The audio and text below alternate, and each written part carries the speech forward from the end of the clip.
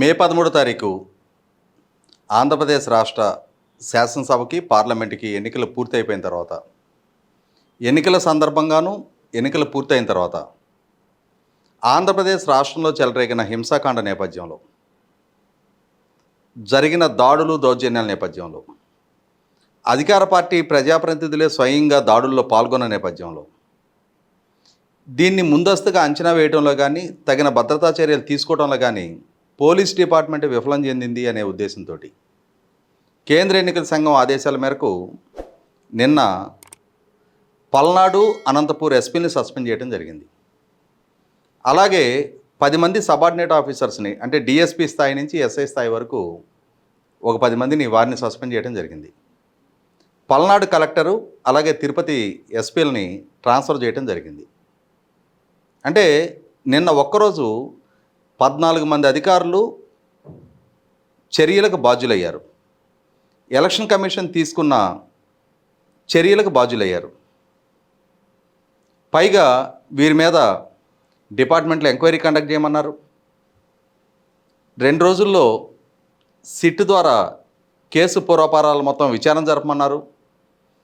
ఈ సందర్భంగా మనకి ఇప్పుడే అందుతున్న ఒక వార్త ఏంటి అంటే మాచర్ల శాసనసభ్యులు, అధికార పార్టీ నాయకులు, ప్రస్తుతం పోటీలో ఉన్న అభ్యర్థి ఈ దాడులను ముందుండి తానే స్వయంగా పాల్గొని అరాచకాలు సృష్టించిన పిన్నెల్లి రామకృష్ణారెడ్డి గారు, అలాగే ఆయన సోదరుడు మరింత వికృత స్వరూపాన్ని ప్రదర్శించిన వెంకటరామరెడ్డి గారు.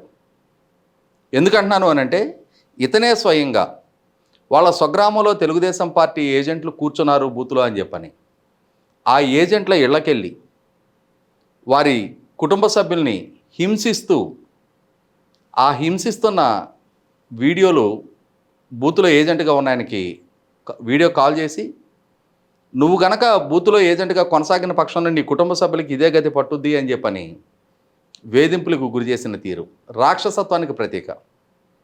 ప్రజాస్వామ్యాన్ని అపహాస్యం పాలు చేస్తూ ఎన్నికల వ్యవస్థని పరిహసిస్తూ దుర్మార్గంగా వ్యవహరించిన ఆ సోదరులు ఇప్పుడు అజ్ఞాతంలోకి వెళ్ళిపోయారట.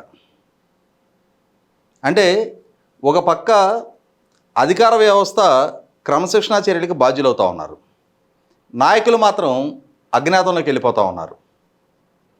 ఈ అధికార వ్యవస్థ ఎవరికి సహకరించారు ఇప్పటిదాకా? ఎవరు ఆదేశాలు పాటించినందుకు వీళ్ళు ఇవాళ క్రమశిక్షణా చర్యలకు బాధ్యులవుతున్నారు? ఇది ఒక్కరోజే జరగల.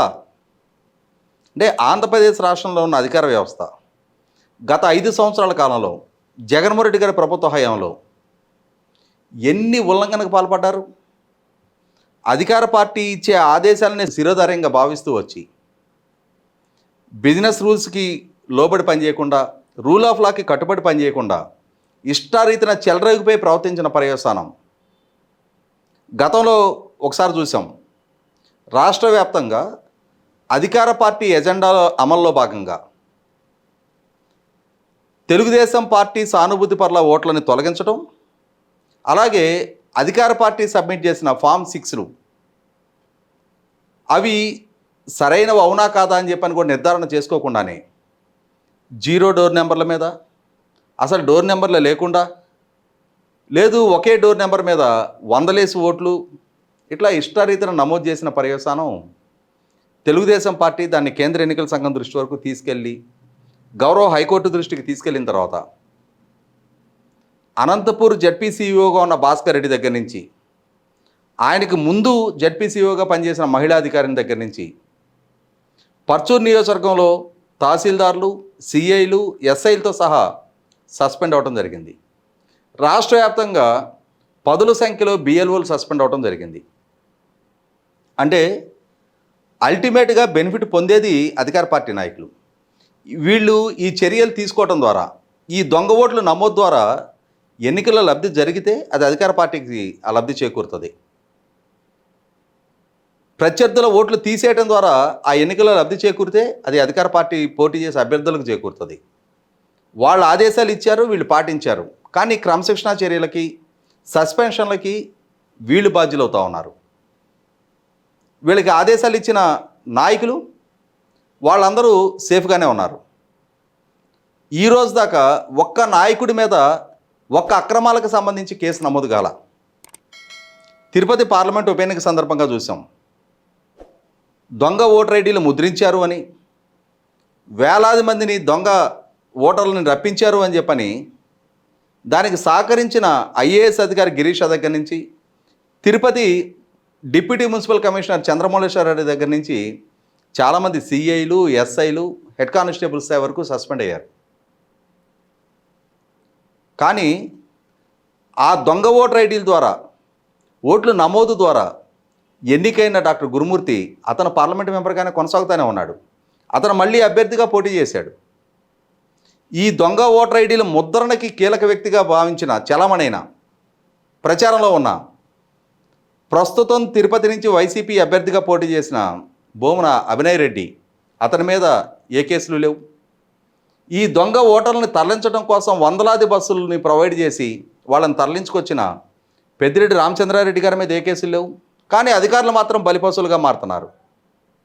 నా ఉద్దేశం, ఏ సందర్భంగానైనా సరే ఈ వైసీపీ పార్టీ అకృత్యాలకు సహకరించిన, వాళ్ళు ఇచ్చిన తప్పుడు ఆదేశాలని తూచా తప్పకుండా పాటించిన పర్యవసానం కనీసం ఒక 100 మంది ప్రభుత్వ ఉద్యోగులు ఇప్పటికి సస్పెండ్ అయ్యి ఉంటారు, క్రమశిక్షణా చర్యలకు బాధ్యులై ఉంటారు. కానీ ఒక్క వైసీపీ నాయకుడైనా కేసుల్లో బుక్ అయ్యాడా? ఒక్క నాయకుడి మీదైనా సరే ఇతను ఆదేశిస్తే మేము ఈ చర్యలకు పాల్పడ్డామని చెప్పని ఒక్క నాయకుడి గురించి అయినా సరే వాంగ్మూలం ఈ ఉద్యోగులు ఇచ్చారా?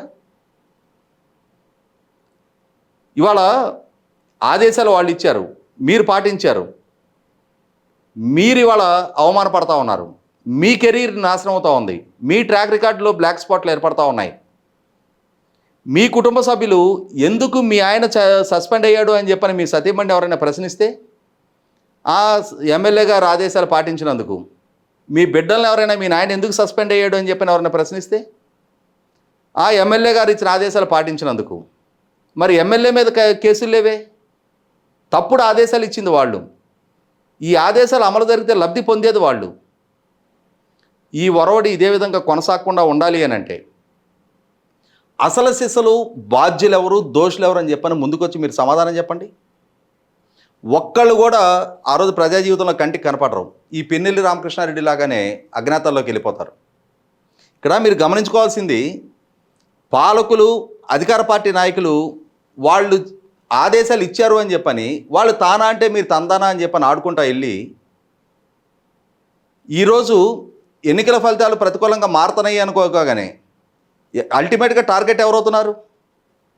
ఒక పక్క ప్రభుత్వ ఉద్యోగులు మొత్తం ఈ ప్రభుత్వంతో మేము హ్యూమిలేట్ అయ్యాం, మాకు దక్కాల్సిన ఆర్థిక ప్రయోజనం కూడా దక్కనివ్వలేదు, మాకు ఇవ్వాల్సిన ఫిట్మెంట్ ఇవ్వలేదు సక్రమంగా, మాకు ఇవ్వాల్సిన డిఏలు ఇవ్వట్లేదు, మాకు రావాల్సిన హెచ్ఆర్ఏ కూడా కోతలు విధించారు, మాకు సరెండర్ లీవ్లు ఎన్కాష్మెంట్ జరగట్లేదు, మా టీఏడిఎల్కి అతిగతి లేదు, పోలీసులకి ఇస్తానన్న వారాంతపు సెలవులు అతిగతి లేవు, జీపీఎఫ్ లోన్స్ అతిగతి లేవు, జిఎల్ఐ లోన్స్ అతిగతి లేవు అని చెప్పని ప్రతి ఉద్యోగి వాపోతూ ఉన్నాడు. 1వ తారీఖు రోజు సక్రమంగా జీతమే అందట్లేదని చెప్పని అలో లక్షణాన్ని మొత్తుకుంటా ఉన్నారు. అటువంటి పరిస్థితుల్లో ఎందుకు ఇంతగా అధికార పార్టీకి దాసోహం అనాలి మీరు? అంటే ఖచ్చితంగా వారి ప్రలోభాలకైనా మీరు లొంగి ఉండాలి, లేదు మీకు కూడా రాజకీయ అఫిలియేషన్స్ అయినా ఉండాలి. మీరు ప్రభుత్వ ఉద్యోగులము, బిజినెస్ రూల్స్ కట్టుబడి పనిచేయాలా, యూనిఫామ్ డ్యూటీలో ఉన్నాం, ప్రజలు కట్టిన పన్ను నుంచి జీతం తీసుకుంటున్నాం అని చెప్పనే విఘ్నతే కానీ ఉండున్నట్టయితే ఇవాళ ఇంతగా అధికార పార్టీకి దాసోహం అని ఉండేవాళ్ళు కాదు. ఇవాళ మీ కెరీర్లు పణంగా పెట్టబడే పరిస్థితులు సృష్టించుకునేవాళ్ళు కాదు.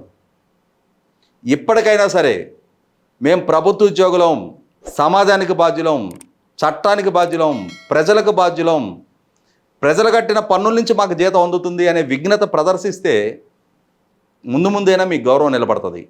లేదు అని అంటే ఇంతకీ మరింత కఠిన శిక్షలకు మీరే బాధ్యులు అవుతారు. ఆలోచించుకోండి.